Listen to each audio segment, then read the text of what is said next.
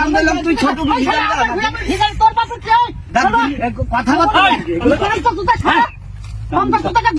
তোকে আমি এমনি বলেছি ভাষা খারাপ করবি আছে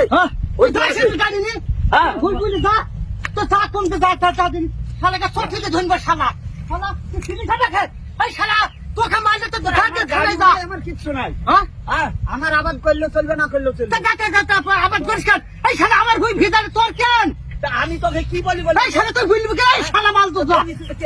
শালা মাল তো যা আমাকে বলতে খেচড়ি বেচড়ি নিয়ে চলে আইছে মাছ ওকে কোনোদিন মানা করি না